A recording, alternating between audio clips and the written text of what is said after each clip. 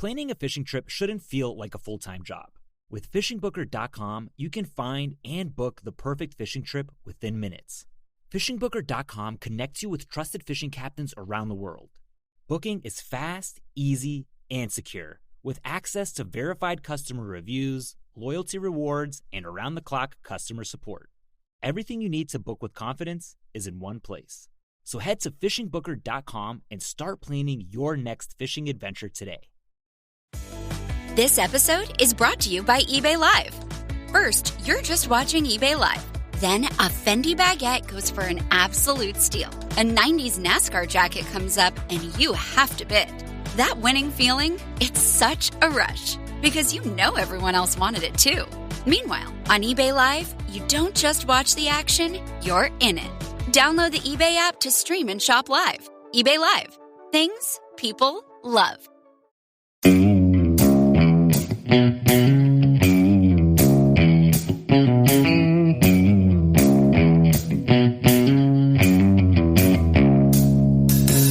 All right, welcome back to the Survival and Basic Badass Podcast, Kevin and Chuck.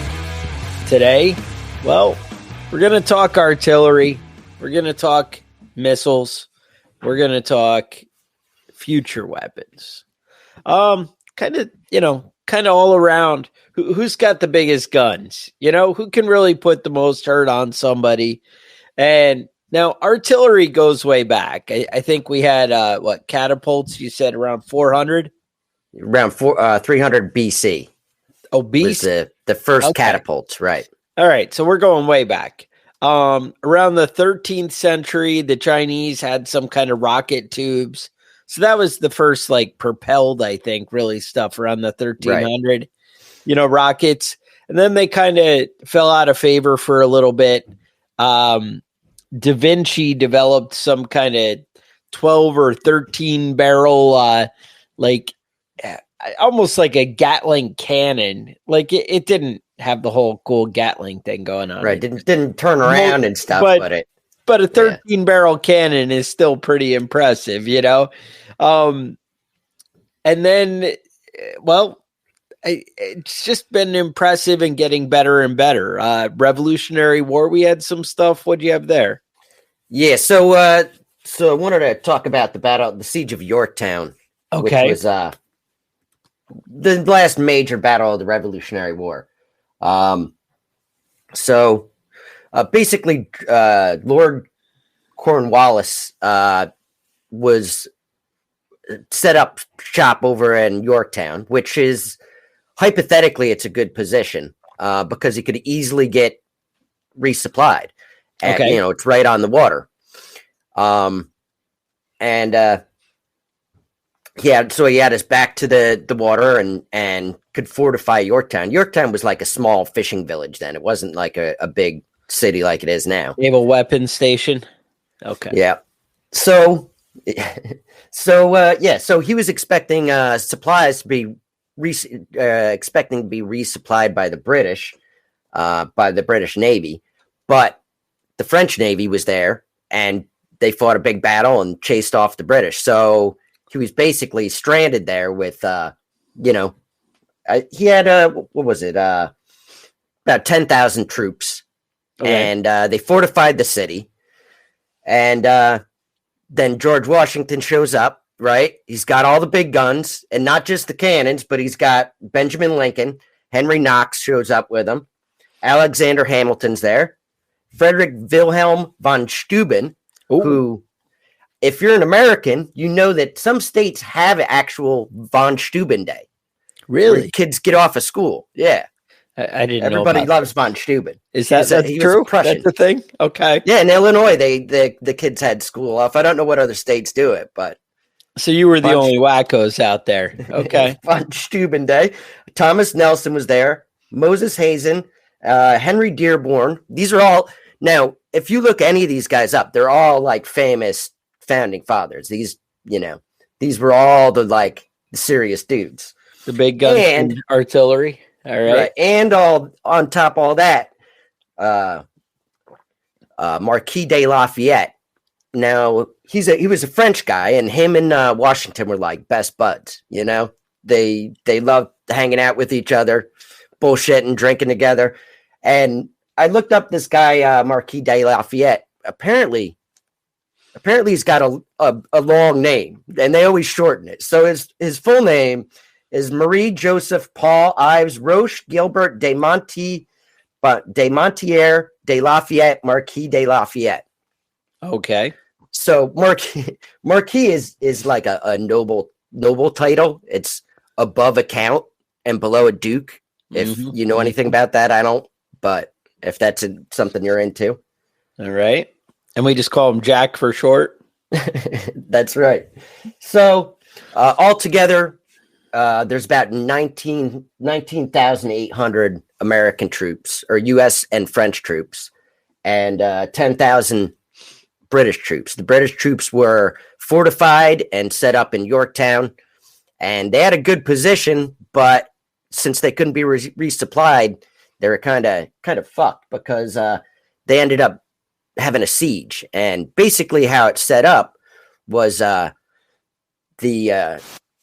American forces basically dug trenches all around the outside of the city. Okay.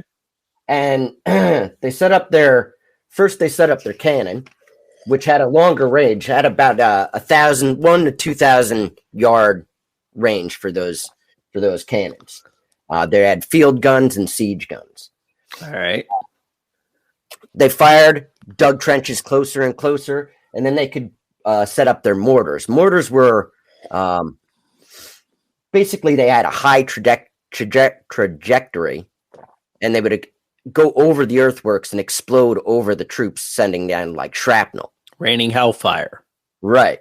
Right. They got closer, and they were able to set up howitzers. Now, howitzers have about a 1,300 yard range at max, and they could be used as cannon, like a straight shot towards the enemy, but also, lob cannonball over top of the earthworks to rain down on the city. About this time, the British basically run out of food, and they're just getting the shit blown out of them. So they have to surrender. They don't have any choice. So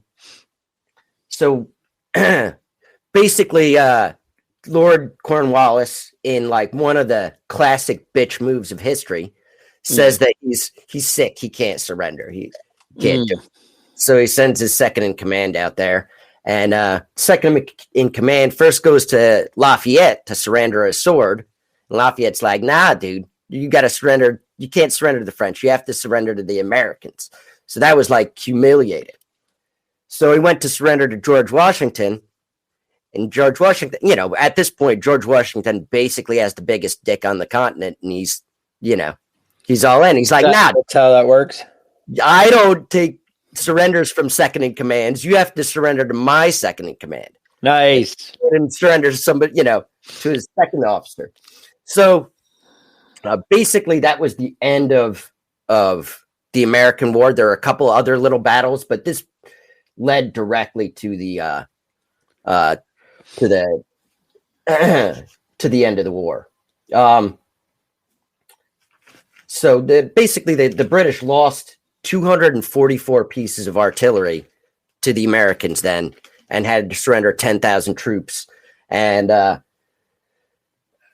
the troops all smashed their rifles so that the Americans couldn't get it, but they did get all artillery and all their cannons. And basically, they became prisoners. A lot of the time during these wars, they would just like take your weapons and let you go. Like, yeah, get out of here. Yeah, they're like, nah, you gotta stay here until the war's over. Nice. I had a nice Yorktown story, but now you took so long with that one, I'm not sure I can get there. But because I've actually been to the weapons station at Yorktown, and right. my ship was up there resupplying, and they were like, "Oh, well, it'd be great if you could drive the ship's van up to Yorktown and meet us there, so the officers could have something to drive around and pick up chicks or whatever." Right, I don't know. Right. I don't know what was going on, but so I go up there and so they have like nuclear weapons and stuff. This is back in the day, and I'm sure they probably still do. I don't know. But they have like mines and stuff all over the ground. I mean, this is like a hardcore, don't fuck with us kind of place. And I show up, and there's a road and a little guardhouse. There's no gate and whatever. So I pull up to the guardhouse, and it's got this mirrored glass, and you can't see anything. It's just straight mirror in the thing. And I sit there, no shit, I sit there probably 10 minutes. Nobody comes. So I'm like, oh, fuck it. The guy's probably asleep, whatever. That's not my problem.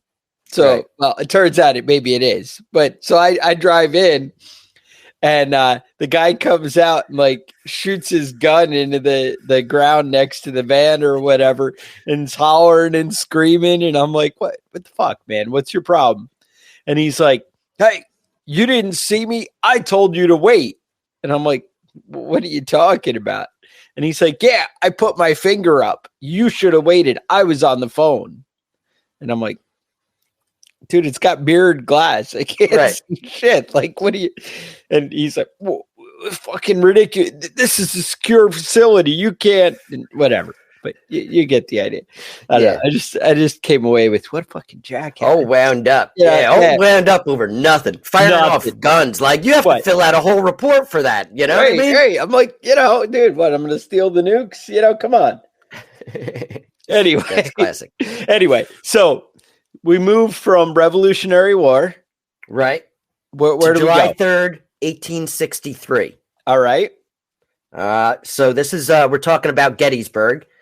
Pickett's charge. Union forces led by George Meade against Confederate forces led by Robert Lee. They had about the Union had about 10,000 soldiers in this particular part of the battle, and Robert E. Lee's forces were about 12,500 soldiers. So basically, what had happened was they attacked the left flank and realized that it was heavily fortified, and they attacked the right flank and realized that was heavily fortified. So they decided that the next morning they were going to attack the center. Meade kind of anticipated this and moved the guys in from the left and the right flank and fortified the center of the, really of the wherever field. the bad guys moved, the guys just ran to the other side. Wait, we'll be right there. Yeah. Well, they all did this at night, so nobody could really see what each other was doing. All right. And so they started off with it. Now, let's see. They had about 170 cannon. This is Robert E. Lee's forces. All right. And they start off with a massive artillery barrage. This is the biggest artillery barrage that's ever happened in the United States, probably ever. And they had a 2-mile long line of cannon and just started shooting at the center. And it went on for about a half hour, and then they started advancing. What they didn't realize with the cannons were overshooting the line. They weren't actually doing a lot of damage. So General Meade, though, with all the smoke, nobody could see what was happening. So what he had them do was on the Union side, slowly stop firing their cannons. You know what I mean? Over time, pacing it out like they were being destroyed. So 12,000 guys started advancing across the field. It's about 3/4 of a mile to the Union lines. All right. And they get about halfway and realize none of those cannon had been destroyed. And they just start getting fucked up. They were in a bad spot, just out in the open. They kept advancing and managed to get to the line, the front line of the Union soldiers, and were able to start pushing them back, but then the whole thing ended up falling apart. This was one of the biggest casualty battles of the Civil War. So about 6,555 guys were killed or captured on the Union side, on the Confederate side, excuse me, and about 1,500 guys on the Union side. And basically, this was the end of the war, and this was one of the biggest artillery battles in the Union in the Civil War. And the Civil War is often considered like the first modern war, meaning that, this is the first time people were using cannon and artillery as on an open battlefield as like direct fire, aiming and hitting what you're aiming at. Before that, mostly those cannons were just fired in the general direction. Right. And right. That this was a big change in artillery in world history. Nice. Now, I'm going to jump way into the future because, we could talk about shit. We could talk about, it's not really artillery and whatever, but we can talk about Franco-Prussian War and AK-47s changing the history of, the future of war, Gatling guns, which were happening in the Civil War. We had the whole Gatling gun thing going on. Let's jump up a bit because for the sake of time, the MLRS. Now, the MLRS, that's that multi-launch rocket system thing. Now, this I have a picture of a Russian one, but this thing, if you watch video, and because it's a podcast, I couldn't really pull off the whole video thing, without it just being lame. Shoots just nonstop freaking hammers these rockets so fast, and you just destroy an enemy. I just you think Iron Man type stuff in the beginning. Not the big hellfire, that stuff there, but it's crazy. The MLRS is just an amazing piece of war, but I don't know. There's so much. I don't want to delve into that too much too either. The next thing that is a huge game changer is hypersonic missiles. Now, hypersonic missiles are really the future of war. I hate to say it. I don't know. I have some other stuff at the end that maybe is the future of war. I don't really know. But hypersonic missiles are, I would say the end of war, right? That's when you just nuke the other countries and you're like, fuck it, it's done. Right. Now, there's it's interesting right now because with what's happening in Ukraine, we're kind of getting to see all the best high-tech stuff that everybody has to offer. You know what I mean? The French, the Poles, the Germans, the US, they're all sending their best weapons over there to like get them tested out against the best of the thing. They're trying the to Russians, test it out, right?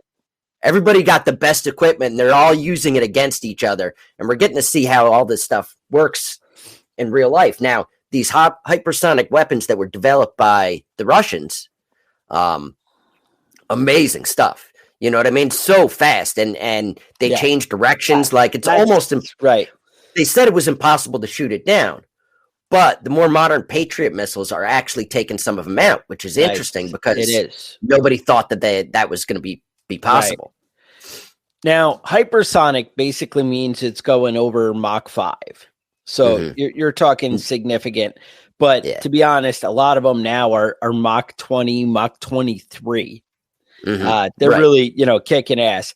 But to be considered a modern hypersonic missile, basically it changes direction while it's moving, like you were saying. And you figure if something's moving at, whatever, Mach 23, I think that would be like something like 15,000 miles an hour, whatever. I think it's like 700 and something is Mach 1. And then, you know, from there. But so you have something going that fast. If you make a 1 degree shift in your direction, you're somewhere else, in no time. Right. And then, and they're back and forth. And that's kind of the beauty of them. There's basically two types. There's like cruise missiles, and then there's glide missiles. And that's actually what we see more of is the glide missiles. That are, going that Mach 20, Mach 25. They have like those glide missiles have like wings on them. Yeah. Not just like fins, but big fins. I see a lot of them as like rectangle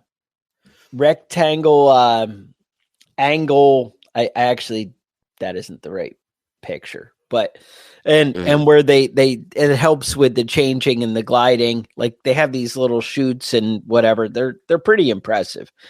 But they definitely kicking some ass. So China has one that is called, all theirs seem to be the Dongfang. So they're Okay. DF. We went like DF 27 and whatever. I think they just pull the numbers out of their ass, or they just like have a bunch of bad ideas, because we seem to jump at like 12 numbers at a time. We'll go from like DS1 to DS13, whatever. So we're at DF41. All right. And they call it the MERV. It's like a multi whatever, I don't know, but it has 10 nuclear warheads all in one. And they claim, now we have some like random pictures of it. All right. The bonus is I have the I think so the DF41, there it is ends up, they're saying 12,000 kilometers an hour, or the range is 12,000 kilometers. And based on my experience in the military, the range is not always disclosed. We'll say that the capabilities, Like the range might be longer, right, or shorter. right. And I mean, it's a pretty impressive weapon.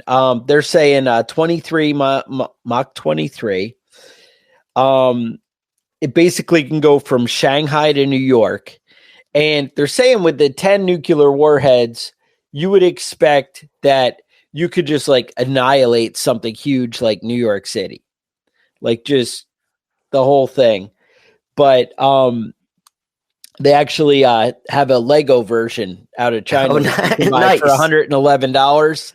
I didn't think Lego made. Is that like a knockoff Lego? Oh, it's I didn't Chinese. think Lego made Yeah, before. Chinese knockoff Lego. Okay. And you're in.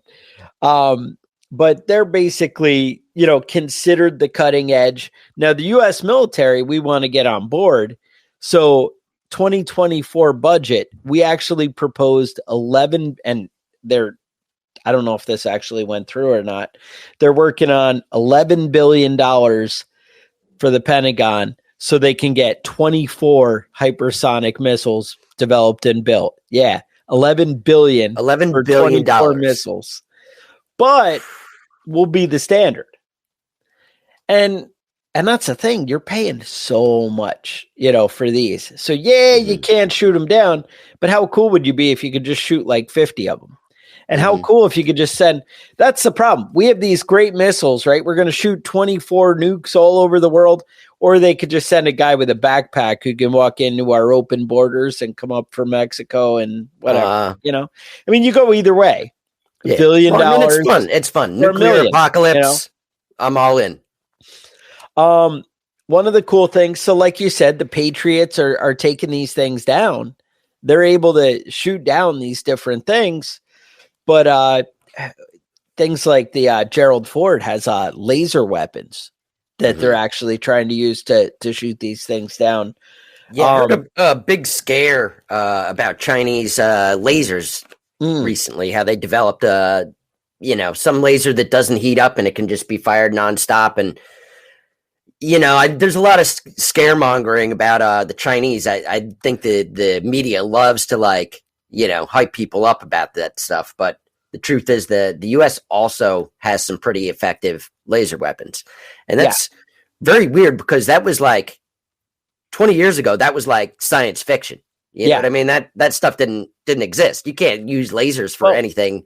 So the cool thing, and this I actually didn't consider, and then I was reading it. I knew that they were always talking about aircraft carriers with having laser weapons to shoot down. And I'd heard stuff like that. And I was like, well, why aren't you putting that everywhere? And the reason is because you have kind of the limitless nuclear power on an aircraft carrier. And that's where it's kind of a game changer, because you're like, oh, I have, nuclear power. Another type of laser weapon is, they call it the active denial system.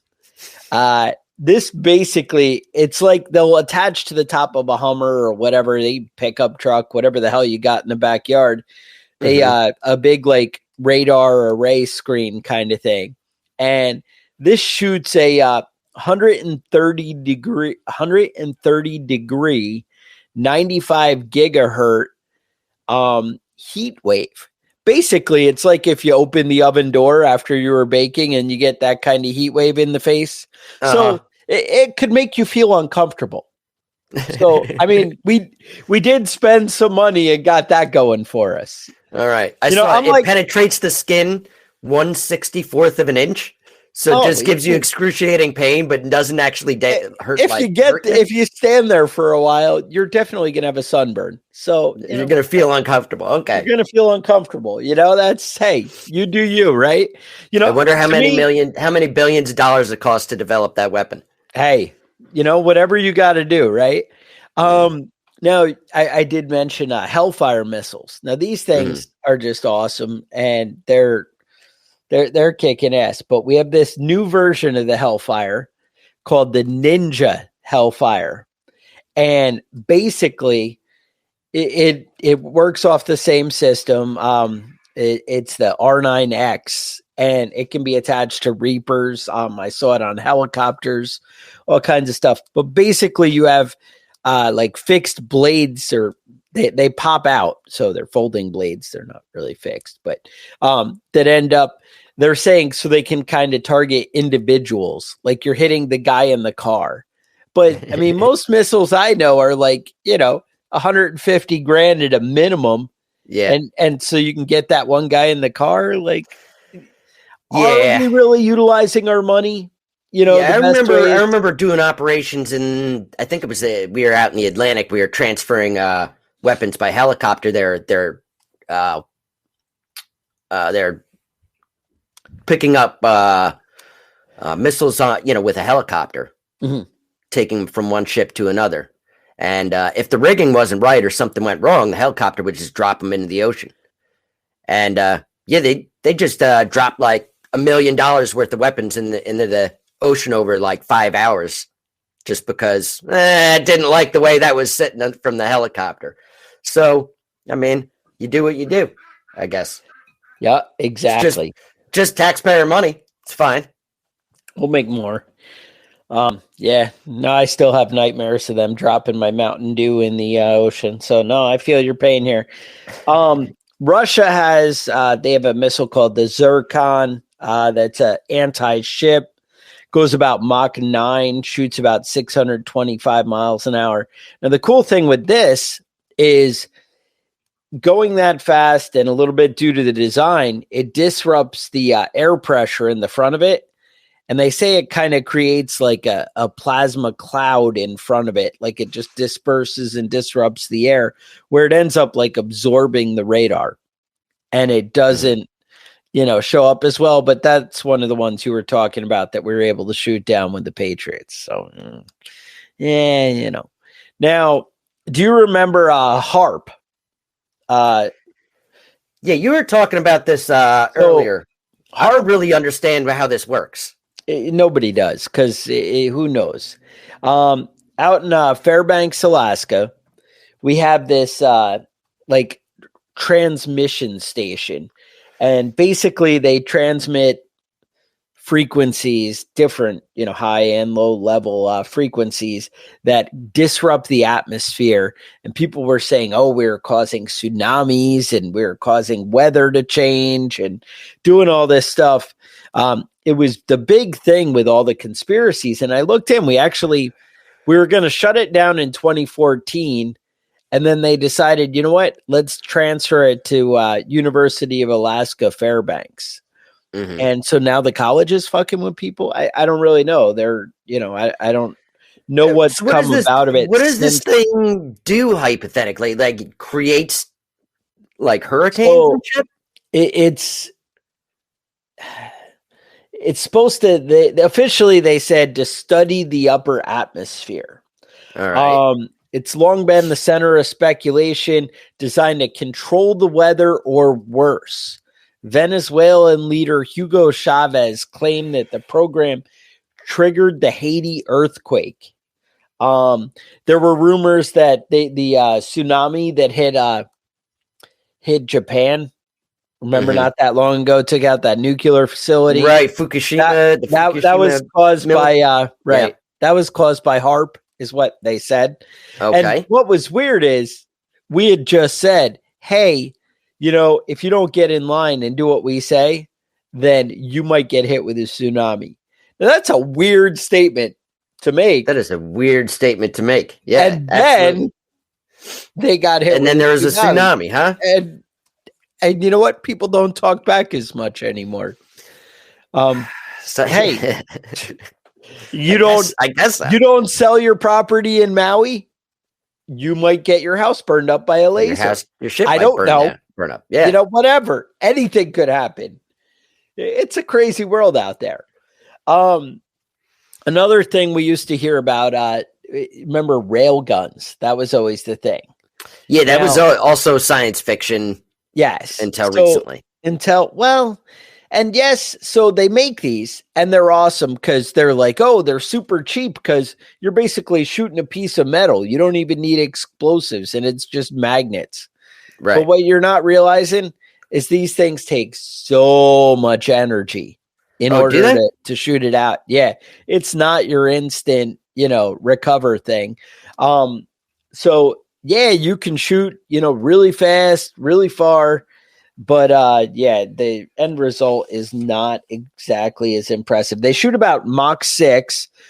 They go 110 miles is the range on a rail gun.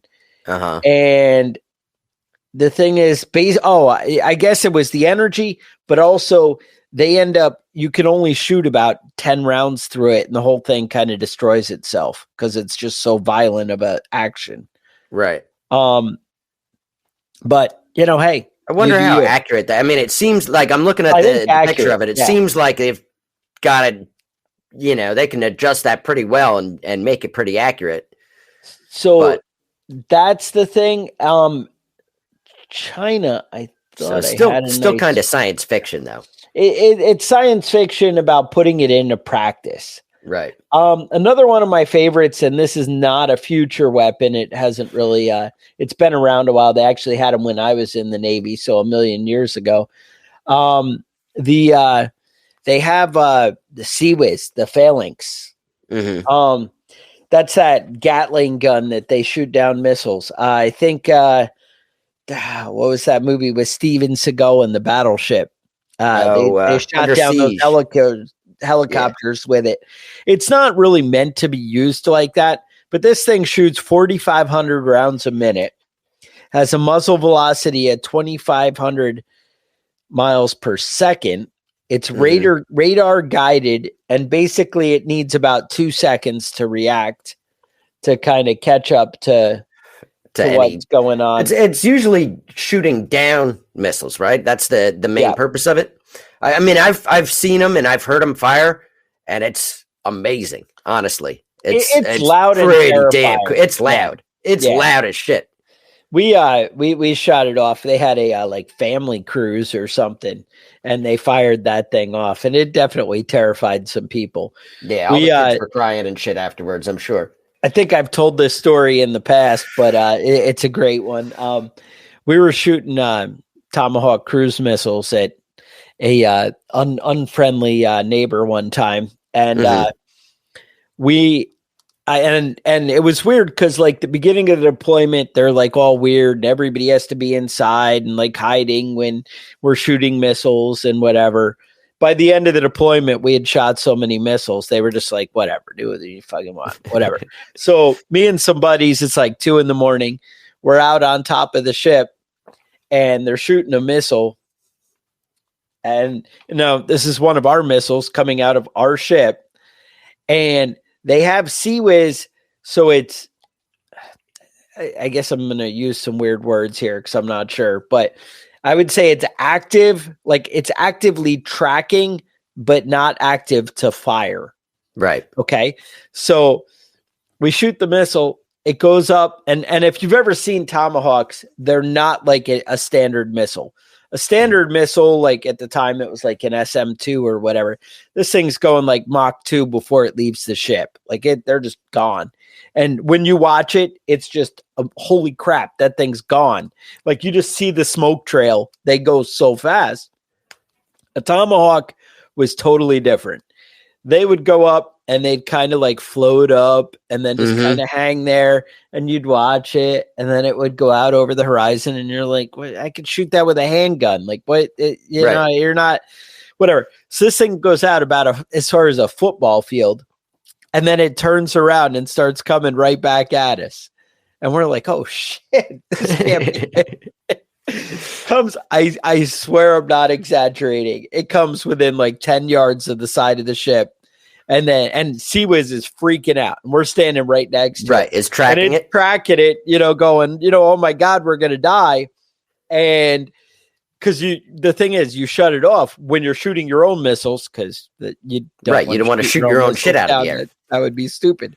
Unless you were trying to shoot yourself by accident. So the missile's coming about 10 yards from the side of the ship. It turns and goes straight down into the bottom of the ocean. And we see it like hit the ocean floor and just kind of burning out and going into the ground all the way down. And you could just see the end just burning and burning. And, it doesn't explode or whatever. It just burning into the bottom. We're like, and like people were ready to jump off the side of the ship. Like it was just bad. We're all like, oh, we're going to die. And then no, nothing. Yep. Nothing happened. So anyway, Phalanx, Seawiz, pretty freaking impressive. It's pretty terrifying. It's weird. I thought I had this picture of the railgun from China. They actually developed one as well, and it looks similar to ours, except they just covered it in plastic, so you can't see that it doesn't work. And then the end is like wrapped in tin foil, which is kind of fun. So it, right. If you just look up Chinese railgun, you'll be like, oh yeah, I see what you're talking about there. It's funny because a lot of militaries have good ideas or things they want, but they don't actually execute it or pull it off perfectly. Russia is actually known for that, for being a little show, no go. Like you were saying, all these, threatening missiles they have going. I know Russia had, they had this ship that we were in we had this thing called the Baltops, where it's a Baltic operation and you deal with other NATO countries and stuff. And we ended up, we're next to a Russian ship. And this is in the Baltic Sea. Yeah. And we were pier like moored next to a Russian ship. And we ended up going on the Russian ship and hanging out with the guys because, we're all sailors, whatever. We had good time, whatever. Right. This is 98, I think 98. So way back. Are they drinking on the ship at this point? 98? The Germans were hardcore drinkers. The Russians, yes, there was a lot of vodka. Now, the Germans at the time, we went on their ship and they had kegs in the berthing. Oof. They were living their best life. Dude, you could reach out of your rack and grab the nozzle of the keg and just like fill your beer and just not even without even getting up. Yeah. There was this chick and what was it, man? When I was in the Navy, it was like they didn't have that. You got like one beer every 6 weeks out or something like that without going. I think in my 6-month deployment, I only was allowed 2 beers aside of when I wouldn't give you more than 2 beers, but well, it wasn't even on the same day. This was spaced out by weeks. It's a sad day for America. Yeah. But they so we're on the Russian ship though, and we're talking to the guys, and they're like, yeah, those radars don't work. And that gun, they don't work. And like everything was broken and everything was scrapped for parts. But it was funny because you look at our ship and it's all like sleek and smooth and you barely see any weapons. I guess we had 2 5-inch guns, one in the front, one in the back. And then we had not like 64 missile launchers on each end. So I guess that's kind of like whatever, but it just looks smooth and whatever. When you come up next to it, it looks like a cruise ship, Right. And you get on the Russian ship and there's like 40, guns all everywhere and they look like daggers and whatever. And they're like, yeah, nothing works. We're barely holding this thing together with duct tape and, whatever. So sometimes it's, a paper tiger, I think is the description people would use. I don't know. But so I also think, though, I mentioned future weapons, right? Now, rail guns are kind of a future weapon. And to me, lasers, like actually taking down things and shooting down missiles with lasers, to me is pretty future weapon. That active denial heat ray. I mean, that is the future. It's kind of like the ray gun in Bugs Bunny. Remember that guy used to come and point at it? Marvin the Martian. The Martian. And it never like killed people. It just kind of, turned them black. A little crispy on the outside. But I think one of the biggest future weapons that we need to look out for is fake news. Ooh, shit. I think the way that AI is, and the way, remember Russia was faking the moon landing. Like they put out a picture. Obviously, they weren't trying to say that they were the first ones there, but they put out these pictures that nobody could like detect that it was a fake of them on the moon first, and they were like, "Yep, fuck you. Look, we did it. You didn't." And but the point is that, Glenn Beck always says, you won't believe your eyes. We can see, you can create videos of Trump saying stupid things. Or I actually saw a video. Oh, wait, that was a real video of Trump saying stupid. We'll talk about that in the after show. Okay. I got comments. But I actually recently saw a video of Joe Biden and Donald Trump in a dance-off, and then at the end they made out with each other. So, I mean, it looked. You were in. Like it really happened. Yeah, you were like, "Hey, I'm not saying that I know it was fake, but I don't feel like Donald Trump and Joe Biden are gay for each other. I'm not sure, but I don't think that that's how things are working out in real life. But honestly, with the amount that Joe Biden falls over, his dance moves were pretty damn impressive. It seems like he can just be walking and just his legs give out and falls down, but he was breakdancing and it was great. It was great. Really impressive for a 90-year-old man. Yeah. I mean, the focus of the episode, I wanted to talk about the fast cruise missiles and the hypersonic weapons. Everything is just amazing. We really are stepping up our game, but I gotta say, I feel like the future of war is really, information and, hacking people, shutting down people's power grids and misinformation. But is it really the future, or is it just war? Because, I mean, you remember Russia was the master at manipulating and whatever. People still believe that the Pope was down with the Nazis and, whatever, all that stuff. Because remember, the Pope said, hey, I mean, this is what the Russia propaganda said.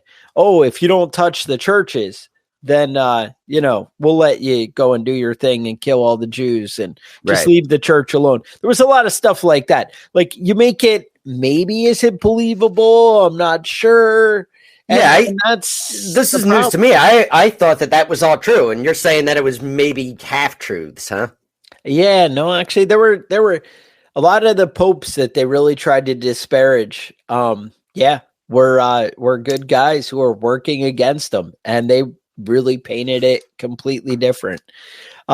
Russia's really good at manipulating stuff, and they would put on plays and they would do stuff.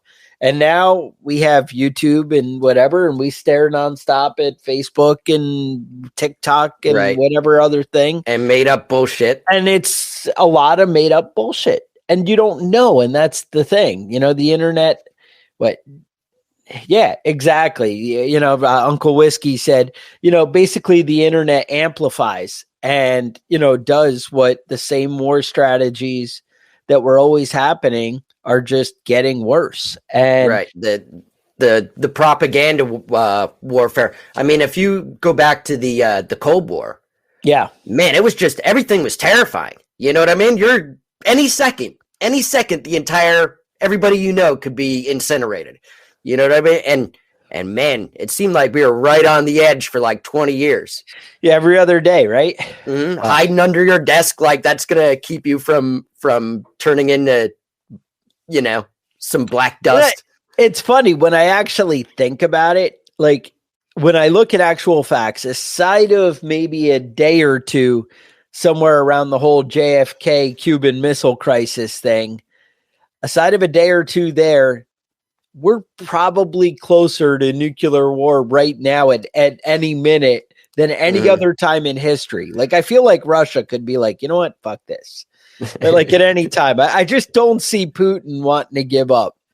Yeah. That, or he's really loving the fact that we're burning through all our money and all our weapons. Like, dude, nobody needs to fire a shot at America because we're just killing ourselves by all this money we're giving to Ukraine. It's insane, dude. Dude, do you know that we are paying? Hang on, I see you getting like, oh, we don't need to go down this road, but we are paying I'm getting my salary. hackles up. Right. We're paying the salary of every firefighter and first responder in all of Ukraine right now. Do you know we're giving small businesses grants to keep going right now in Ukraine? In Ukraine, not in America, in Ukraine, to keep this stuff going. We're just insane. We're just totally killing ourselves. And that's the thing. We're giving money, but are we? I mean, we're just printing it and sending it over. So basically, it's the secret tax. You know, if you want to, they always say the best way to cheat on your taxes legally, which sounds ironic there, but to legally cheat on your taxes is to beat inflation and to put your money into, hard assets that are going to hold value, right? Because that's the biggest tax that you're paying right now. Is inflation. Is them paying, printing money nonstop because they don't need to tax you on paper, but attrition, I like it. Yeah. Well, I mean, I feel like I saw ratio recently. I can't remember what it was, but it was like every dollar spent by Americans versus every dollar spent by Russians, and the Russian economy is really starting to shit the bed. It's starting to collapse. They can't even sell their oil anymore because they're out of oil that they've pumped.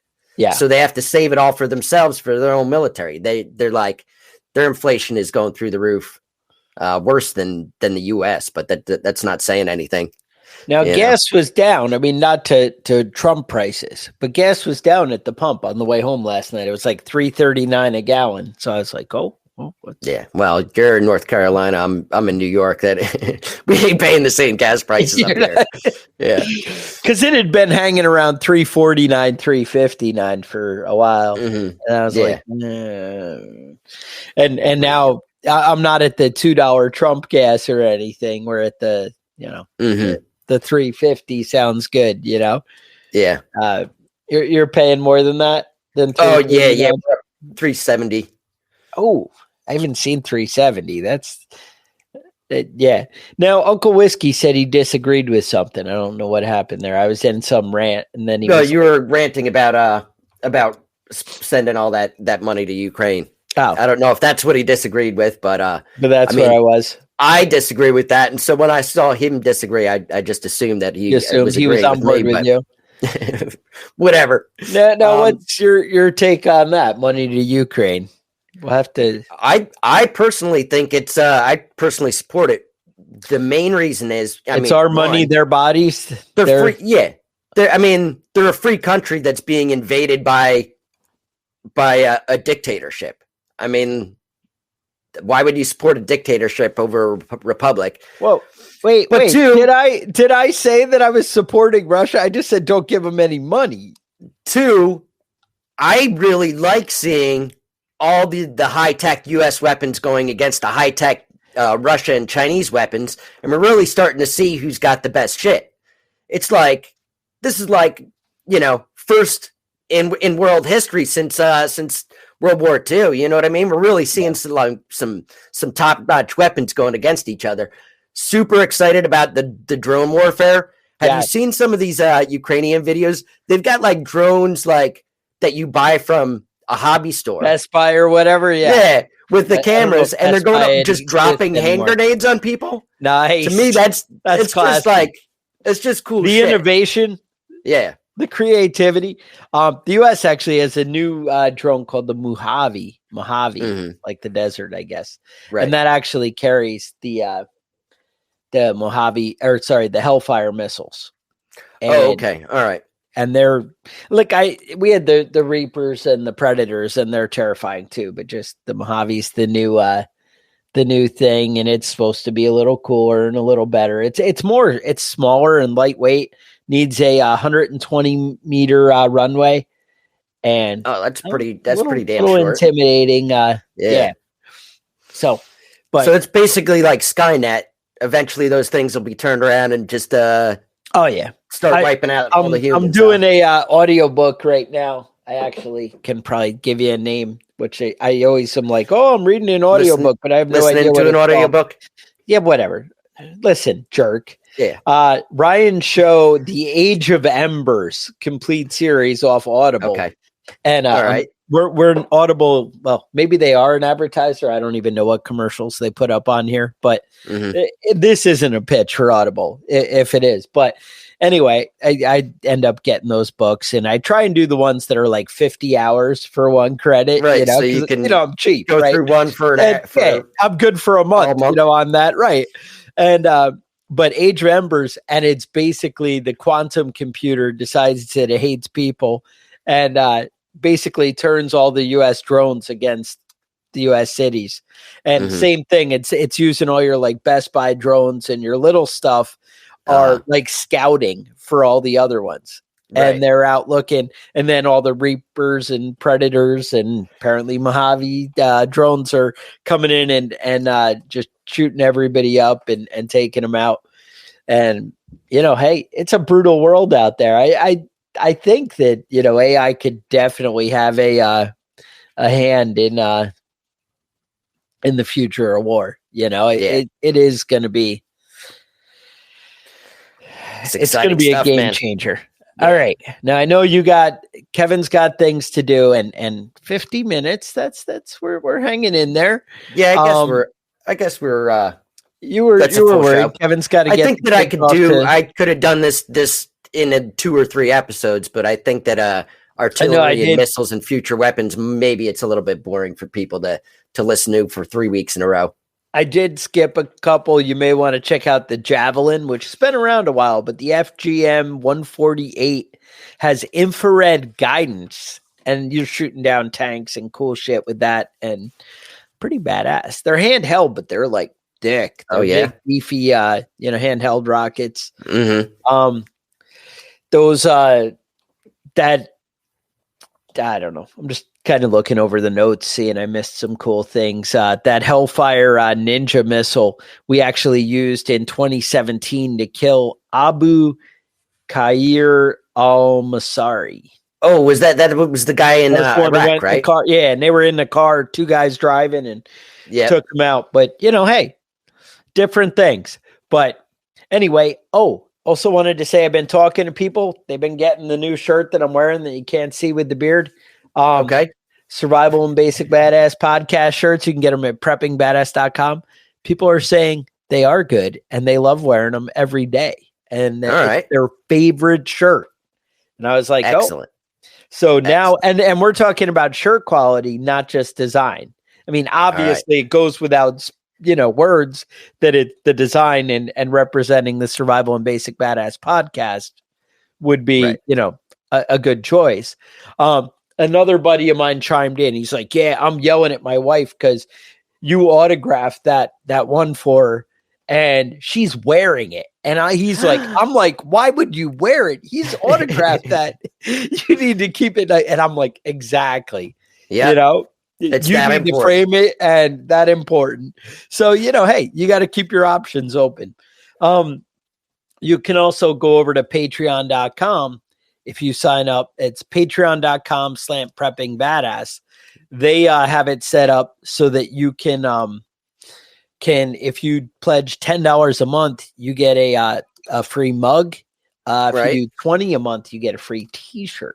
So you can just cut to the chase and just go get a t-shirt at preppingbadass.com. All right. So how much is the t-shirts if I just buy the t-shirt versus if I just go to Patreon? I think they're around $25, $26. So if you donate on Patreon, you can get a shirt cheaper than. And that's the thing. If you just do 1 month, you could cancel your subscription and you would actually come out ahead about $5. Nice. I'm just saying. Just saying. All right. Hey, it's a commitment you might want to make. Chris did finally get around and tell me what mug he wanted, and I still haven't shipped it out. I'm going to do it this afternoon. I'm a jerk, and he's going to be on to me, but I'm just saying we keep that between us, and that's how it is. Anyway, with that, I would say questions, concerns, email us at preppingbadass@gmail.com. Otherwise, stay safe, and we will talk to you guys next week.